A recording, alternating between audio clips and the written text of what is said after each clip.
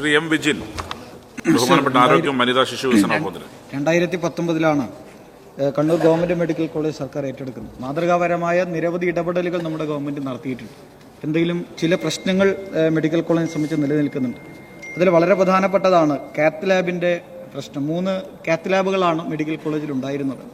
2 കാത്ത് ലാബുകളാണ് ഇപ്പോൾ പ്രവർത്തിക്കുന്നത്. അതിൽ തന്നെ ചില പരിമിതി നിൽക്കുന്നുണ്ട്. പുതിയ കാത്ത് ലാബിനായി 4 കോടി രൂപ അനുവദിച്ചിട്ടുണ്ടായിരുന്നു. ആ നടപടികൾ വേഗത്തിലാക്കുന്നതിന് ഒരു ശ്രദ്ധ സർക്കാരിൻ്റെ ഭാഗത്തു നിന്നുണ്ടാകണം. അതുപോലെ തന്നെ പുതിയ ലിനാക് മിഷൻ അതിനായിട്ടുള്ള പ്ലാൻ ഫണ്ടിൽ നിന്ന് നേരത്തെ 2023-24 പ്ലാൻ ഫണ്ടിൽ നിന്ന് വാങ്ങാൻ മെഡിക്കൽ വിദ്യാഭ്യാസ ഡയറക്ടർ നിർദ്ദേശം നൽകിയിരുന്നു. ഫണ്ട് ലഭ്യമല്ലാത്തതിനെ കാസ്പിൽ പ്രപ്പോസൽ നൽകാൻ വേണ്ടിയിട്ട് നിർദ്ദേശിച്ചു. ആ പ്രപ്പോസൽ നൽകിയിട്ടുണ്ട്. അതും വേഗത്തിൽ ആക്കുന്നതിന് വേണ്ടിയുള്ള ഇടപെടൽ ഉണ്ടാക്കണം എന്നുള്ളതാണ്. അതോടൊപ്പം ട്രോമാ കെയർ ധനകാര്യ അനുമതി ലഭിച്ചു. ടെൻഡർ നടപടികൾ ഇതുവരെയും തുടങ്ങിയിട്ടില്ല. ജീവനക്കാരുടെ ആഗിരണ പ്രക്രിയയിൽ പൂർത്തീകരിച്ചിട്ടില്ല. അതോടൊപ്പം തന്നെ മന്ത്രിസഭയുടെ അനുമതിയോടെ സൃഷ്ടിച്ച സ്ഥിരം തസ്തികകൾ സൂപ്പർ ന്യൂമറി തസ്തിക ആകുന്നത് വഴി ആനുകൂല്യങ്ങൾ നഷ്ടപ്പെടാതിരിക്കാനും 22 നോൺ മെഡിക്കൽ വിഭാഗങ്ങളുടെ തസ്തിക സൃഷ്ടിക്കാത്ത പ്രശ്നവും 2019 ശേഷം DA ജീവനക്കാർക്ക് ലഭിക്കാത്ത വിഷയവും ഉൾപ്പെടെ, അതോടൊപ്പം തന്നെ 37 PG സീറ്റുകൾ നിലവിലുള്ളത് പുതിയ PG കോഴ്സുകൾ ആരംഭിക്കുന്നതിനും അധ്യാപകരെ നിയമിക്കുന്നതിനും സീവേജ് ട്രീറ്റ്മെന്റ് പ്ലാന്റിന്റെയും 35 കോടിയുടെ മെയിൻ്റനൻസ് വർക്ക് വേഗത്തിലാക്കുന്നതിനും വേണ്ടിയുള്ള ശ്രദ്ധയുണ്ടാകണമെന്ന് സബ്മിഷനിലൂടെ ആവശ്യപ്പെട്ടു. സർ, ഈ സർക്കാർ അധികാരത്തിൽ എത്തിയതിനു ശേഷം ഏറ്റവും പ്രധാനപ്പെട്ടതായി പരിയാരം കണ്ണൂർ മെഡിക്കൽ കോളേജിൽ നമ്മൾ ശ്രദ്ധ കേന്ദ്രീകരിച്ച ആദ്യം തന്നെ ഈ ജീവനക്കാരുടെ ആഗിരണ പ്രക്രിയ ആരംഭിക്കുന്നതിനാണ്. വളരെ സങ്കീർണമായിരുന്നു സർ. കാരണം നമുക്ക് ഇതുവരെ സംസ്ഥാനത്ത് ഇതുവരെ ഉണ്ടായിട്ടില്ലാത്ത വിധത്തിൽ സഹകരണ സ്ഥാപനത്തിൽ ദീർഘനാളുകളായി ജോലി ചെയ്യുന്നവർ പലതും നമ്മുടെ DMEയിൽ തസ്തികളില്ലാത്ത ജീവനക്കാരായിരുന്നു. അപ്പോൾ ആഗിരണ പ്രക്രിയയുടെ മാനദണ്ഡങ്ങൾ ആദ്യം നിശ്ചയിച്ചു. അതിനുശേഷം ജോയിന്റ് DME അവിടെ ചെന്ന് അവരുമായിട്ട് ആശയവിനിമയം നടത്തി അവരുടെ കൺസെന്റ് നോട്ട് വാങ്ങിച്ചു. ഇപ്പോൾ ആ പ്രവർത്തനം നടക്കുന്നു. 147 അധ്യാപക തസ്തികകളിലേക്കാണ് ആഗിരണ പ്രക്രിയ നടന്നത്. നടപടികൾ പൂർത്തിയാക്കി റെഗുലറൈസേഷന് PSCയുടെ അംഗീകാരത്തിന് അയച്ചിട്ടുണ്ട്.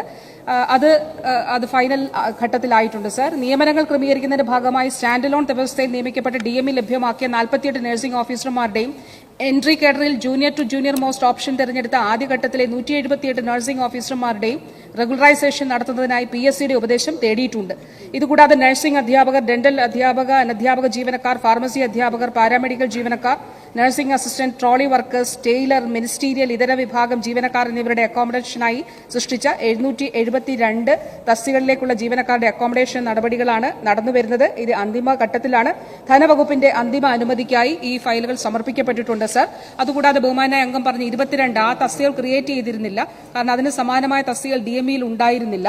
അപ്പോൾ അത് സൃഷ്ടിക്കുന്നതിന് വേണ്ടിയിട്ടുള്ള അതും ധനവകുപ്പ് ഏതാണ്ട് അതിന്റെ അന്തിമ അനുമതി ലഭ്യമാക്കുന്ന ഘട്ടത്തിലാണ് സർ. മന്ത്രിയായി ചുമതല ഏറ്റെടുത്ത ശേഷം കണ്ണൂർ മെഡിക്കൽ കോളേജ് സന്ദർശിക്കുമ്പോഴാണ് സർ അവിടെ ഈ കൂടുതൽ ആക്സിഡന്റ് കേസസ് വരുന്ന ഒരു മെഡിക്കൽ കോളേജാണ്. അപ്പോൾ അതുകൊണ്ട് അവിടെ പ്ലാസ്റ്റിക് സർജറി വിഭാഗം ഉണ്ടായിരുന്നില്ല. അപ്പോൾ അതിന്റെ അനിവാര്യത ബോധ്യമായി ഉടൻ തന്നെ അവിടെ പ്ലാസ്റ്റിക് സർജറി വിഭാഗം ആരംഭിക്കുകയും nephrology, neurology, neuro surgery, medical gastro enterology, surgical gastro enterology, neonatology, paediatric surgery, urology, plastic surgery ഈ വിഭാഗങ്ങൾ ഉൾപ്പെടെയുള്ളവയായി 31 അധ്യാപക തസ്തികകൾ ഈ സർക്കാരിന്റെ കാലഘട്ടത്തിൽ സൃഷ്ടിക്കുകയും ചെയ്തിട്ടുണ്ട് സർ. ബഹുമാനപ്പെട്ട അംഗം പറഞ്ഞ കാത്ത് ലാബ് സർ, 2 കാത്ത് ലാബുകളാണ് അവിടെ ഉണ്ടായിരുന്നത്. 2009 സ്ഥാപിച്ചത്. അത് ഡിക്കമ്മീഷൻ ചെയ്തു. അതിന് പകരമാണ് പുതിയത് പ്ലാൻ ഫണ്ടിൽ 5 കോടി രൂപ അനുവദിച്ചിട്ടുണ്ട്. 2013 സ്ഥാപിച്ച ഒരു മെഷീൻ നിലവിലുണ്ട്. അതുകൂടാതെ ഈ സർക്കാരിന്റെ കാലയളവിൽ ഒരു പുതിയ കാത്ത് ലാബ് അവിടെ സ്ഥാപിച്ചു സർ. ഇവിടെ ഒരു വിഷയമുണ്ട്. നിരന്തരമായിട്ട് ഇവിടെ പ്രശ്നങ്ങൾ ഇങ്ങനെ ഉണ്ടാകുന്നതായിട്ട് കാണുന്നുണ്ട്. അപ്പോൾ സമഗ്രമായ ഒരു അന്വേഷണം അവിടുത്തെ കാർഡിയോളജി വിഭാഗവുമായി ബന്ധപ്പെട്ട് കാത്ത് ലാബുമായി ബന്ധപ്പെട്ട് വേണം എന്നുള്ളത് ബോധ്യപ്പെട്ടതിന്റെ അടിസ്ഥാനത്തിൽ DMEക്ക് നിർദ്ദേശം നൽകിയൊരു സമഗ്ര റിപ്പോർട്ട്, ഇതിന്റെ വിവിധ കാര്യങ്ങൾ ഇതിൽ ഉൾപ്പെട്ടിട്ടുണ്ട്, അതുൾപ്പെടെയുള്ള ഒരു റിപ്പോർട്ട് നൽകാൻ പറഞ്ഞിട്ടുണ്ട്. ആ റിപ്പോർട്ടിന് ശേഷം അതിന് തുടർ നടപടികൾ സ്വീകരിക്കും. ഇപ്പോൾ അവിടെ ഈ ദിവസങ്ങളിൽ ഇന്നലെയും ഇന്നുമായിട്ടൊക്കെ 80 കേസുകൾ ചെയ്തിട്ടുണ്ട് എന്നുള്ളതാണ് റിപ്പോർട്ട് നൽകിയിട്ടുള്ളത് സർ. ടെലികോബാൾ മെഷീന്റെ കാര്യം പറഞ്ഞു. ആദ്യം ടെലികോബാൾ മെഷീൻ എന്നുള്ളതാണ് അവിടുന്ന് സജസ്റ്റ് ചെയ്തത്. അത് കാസ്പിൽ നിന്ന് വാങ്ങിക്കുന്നതിനുള്ള പ്രപ്പോസൽ വന്നു. പക്ഷേ ഇപ്പോൾ ടെലികോബാൾട്ട് മെഷീന് പകരം ലിനാക് മെഷീനാണ് എല്ലാവരും അതിന് മുൻഗണന നൽകുന്നത്. അതുകൊണ്ട് അത് വേണമെന്ന് HOD ഒരു ആവശ്യം ഇപ്പോൾ ഉന്നയിച്ചിട്ടുണ്ട്. അത് സർക്കാർ പരിശോധിക്കുന്നതാണ് സർ. ട്രോമാ കെയറിന്റെ കാര്യം പറഞ്ഞു. 124 കോടി രൂപ ആണ് അതിനുവേണ്ടി ഭരണാനുമതി നൽകിയത്. 2 ഘട്ടങ്ങളിലായി. ആദ്യഘട്ടം 57 കോടി 69 ലക്ഷം രൂപ, രണ്ടാം ഘട്ടം 37 കോടി 47 ലക്ഷം രൂപ സർ. ഇത് IITയിൽ നിന്ന് ഇത് കിഫ്ബിയുടെ പരിഗണനയിലേക്ക്, വാപ്കോസ് ആണ് നിർവഹണ ഏജൻസി, ട്രോമാ കെയർ ബ്ലോക്കിന്റെ നിർമ്മാണത്തിന് മുന്നോടിയായിട്ടുള്ള സ്ട്രക്ചറൽ ഡിസൈൻ തയ്യാറാക്കി സൂക്ഷ്മ പരിശോധനയ്ക്ക് ചെന്നൈ IIT സമർപ്പിക്കുകയും സൂക്ഷ്മ പരിശോധനയ്ക്കായി 21/5/2024 റിപ്പോർട്ട് ലഭ്യമാക്കുകയും ചെയ്തിട്ടുണ്ട്. തുടർന്ന് കിഫ്ബിയിൽ നിന്ന് സാമ്പത്തിക അനുമതി ലഭ്യമാക്കുന്നതിനുള്ള നടപടികൾ സ്വീകരിച്ചു വരുന്നു. സർ, അതുപോലെ ഒരു കാര്യം കൂടിയുണ്ട്. നവീകരണ പ്രവൃത്തികൾക്ക് സർക്കാർ അനുവദിച്ചത് 29,78,00,000 രൂപയാണ്. ഇത് ഞാനും ബഹുമാനായ MLA നിരന്തരം ഞങ്ങൾ ഇരുന്ന് പൂർണ്ണമായി ആശുപത്രി അടച്ചിട്ടാൽ 10 മാസം കൊണ്ട് ചെയ്യാൻ കഴിയുന്നത്. പക്ഷെ അങ്ങനെ ചെയ്യാതെ ഘട്ടം ഘട്ടമായിട്ടാണ് അത് പ്ലാൻ ചെയ്തത്.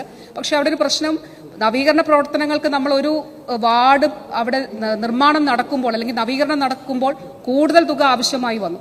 അപ്പോൾ ഇപ്പോൾ ഏതാണ്ട് 34 കോടി രൂപയ്ക്കാണ് അനുവദനീയമായ തുകയ്ക്കും അപ്പുറത്തേക്ക് നവീകരണ പ്രവർത്തനം അവിടെ നടക്കുകയാണ്. 2024 സെപ്റ്റംബറോടുകൂടി അത് പൂർത്തിയാക്കാൻ കഴിയും എന്നുള്ളതാണ്.